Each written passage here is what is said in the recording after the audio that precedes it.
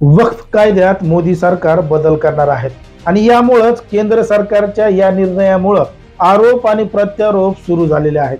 हे विधेयक संसदेमध्ये आणल्यानंतर गदारोळ देखील पाहायला मिळाला। पण नेमकं ह्या संपूर्ण प्रकरण काय आहे हे आपण सविस्तर पाहणार आहोत। मागच्या 2 वर्षात देशभरातील वेगवेगळ्या कोर्टांमध्ये वक्फ कायद्यात बदल करण्याची मागणी करणाऱ्या सुमारे 120 याचिका दाखल करण्यात आल्या होत्या आणि याच याचिकांच्या पार्श्वभूमीवर वक्फ कायद्यात बदल करणारं विधेयक आणलं गेलंय। जैन, शीख यासारख्या अल्पसंख्याक समुदायावर इतर धर्मियांना वक्फ सारखे कायदे का लागू होत नाहीत या आधारावर वक्फ कायद्यांच्या वैधतेला आव्हान देण्यात आलंय आणि अशी याचिका दाखल केल्यामुळे सरकारने त्यावर निर्णय घ्यायचं ठरवलं। पण मात्र नेमकं वक्फ बोर्डाला एवढे अधिकार कोणी दिले होते आणि हे नेमकं कसं तयार झालं होतं हे सुद्धा आपल्याला पाहावं लागेल। काँग्रेसनं आणलेल्या या वक्फ कायद्यात नेमक्या अशा कोणत्या तरतुदी आहेत ते सुद्धा आपल्याला जाणून घ्यावं लागेल।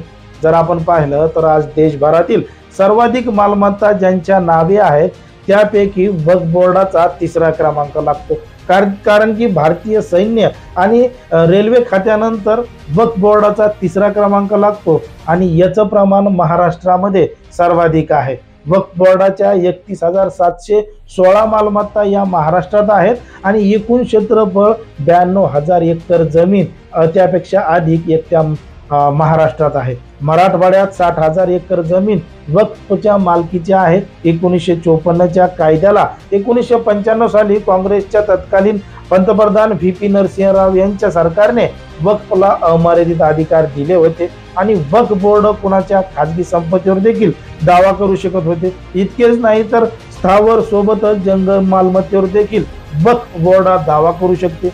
विरोधी पक्ष मुस्लिम मतांसाठी वक्फ बोर्ड कायद्यासारख्या अन्यायी कायदा हिंदू जनतेवर थोपवत आहे। यामागे राजकीय सोबतच आर्थिक देखील स्वार्थ आहे आणि हीच बाब ओळखून केंद्र सरकारने या कायद्यात बदल करण्याचा निर्णय घेतलाय। पण वक्फ कायद्यात केंद्र सरकारकडून प्रस्तावित असणाऱ्या अनेक बदलांवर टीका केली जाते। वक्फ कायद्यात जे बदल प्रस्तावित आहेत त्यामुळे दान धर्म संकल्पनेचे महत्त्व अतिक्रमण केलेल्या मालमत्तेत देखील बदल होणार असल्याची टीका अनेकांनी केलेली आहे। आता सरकार या कायद्यात नेमके कोणते बदल करणार आहे ते सुद्धा पाहूया। आता वक्फच्या प्रत्येक संपत्तीची नोंद केंद्रीय पोर्टलवर करावी लागणार असेल आणि हे विधेयक लागू झाल्यानंतर 6 महिन्याच्या आत वक्फ बोर्डाची संपत्तीचे विवरण करावे लागेल।